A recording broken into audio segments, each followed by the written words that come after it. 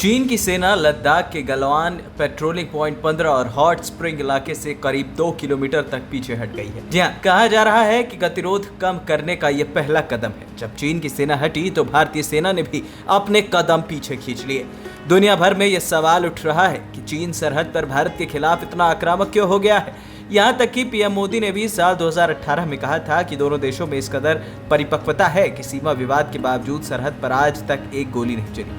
जाहिर है ये भारत को भी असहज करने वाला है। भारत के सेना प्रमुख रहे वीपी मलिक ने अपने इंटरव्यू में कहा था कि चीन की बेचैनी समझ में आती है। भारत ने पिछले साल 5 अगस्त जम्मू कश्मीर का विशेष दर्जा खत्म करके पूरे इलाके को अलग तरीके का तवज्जो दिया था। चीन ने तत्काल टिप्पणी की थी कि उसे ये अस्वीकार्य है और पूरे इलाके की यथास्थिति से छेड़छाड़ नहीं होनी चाहिए। इस बीच पिछले साल दिसंबर में चीन में कोरोना के संक्रमण की शुरुआत हुई और दो महीने बाद वैश्विक महामारी घोषित करना पड़ा। दुनिया भर में चीन को लेकर सवाल उठने लगे। अमेरिका, ऑस्ट्रेलिया और यूरोप के कई देशों ने चीन के खिलाफ जांच की मांग की। भारत ने भी विश्व स्वास्थ्य संगठन या WHO में चीन के खिलाफ मानी जा रही इस जांच का समर्थन किया। चीन हर मोर्चे पर घिरने लगा था। चीन को ऑस्ट्रेलिया, अमेरिका, जापान के साथ भारत की बढ़ती करीबी को लेकर भी चिंता सताने लगी थी। भारत का सीमाई इलाकों में मूलभूत ढांचे का विकास करना भी चीन की बेचैनी की एक वजह हो सकती है। युद्ध या संघर्ष की स्थिति बनने पर भारतीय सेना के पास कई दुर्गम इलाकों तक पहुंचने का कोई रास्ता नहीं होता था।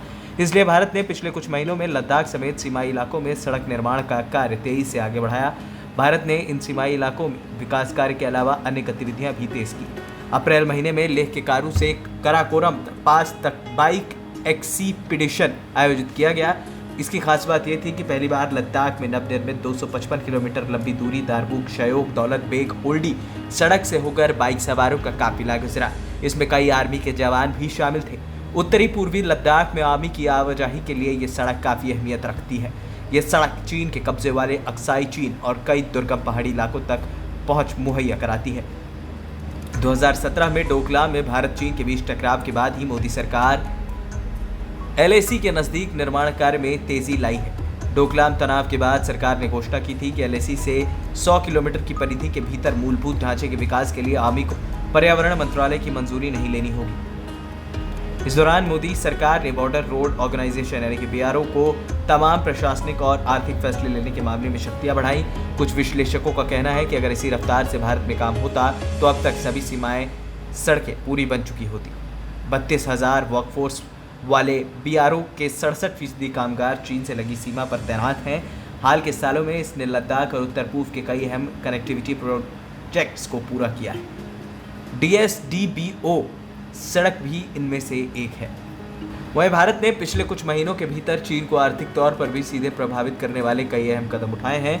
अप्रैल महीने में भारत ने चीन से हुए वाले निवेश के ऑटोमेटिक रूट को बंद कर दिया था और चीनी निवेश के पहले भारत सरकार की मंजूरी अनिवार्य कर दी। भारत को आशंका थी कि कोरोना की महामारी में भारतीय कंपनियां का कारोबार ठप पड़ा है और इसका फायदा उठाकर चीनी कंपनियां इनका सस्ते में टेक ओवर कर सकती हैं। भारत के इस कदम के बाद चीन की तरफ से तुरंत प्रतिक्रिया आई। चीन ने भारत के इस कदम को एक तरफा और विश्व व्यापार संगठन के नियमों के खिलाफ बताकर नाराजगी भी जताई थी। यहाँ तक कि चीनी मीडिया ने भारत को मेडिकल सप्लाई बैन करने की भी धमकी दे दी थी। कोरोना महामारी के बीच चीन से कई कंपनियां अपना कारोबार समेट कर भारत आना चाह रही हैं। इसे लेकर भी चीन परेशान है। भारत के वर्ल्ड फैक्ट्री बनने की रिपोर्ट्स पर चीनी मीडिया ने कहा था कि भारत चीन की जगह लेने की कोशिश कर रहा है, लेकिन वो इसमें कभी कामयाब नहीं होगा।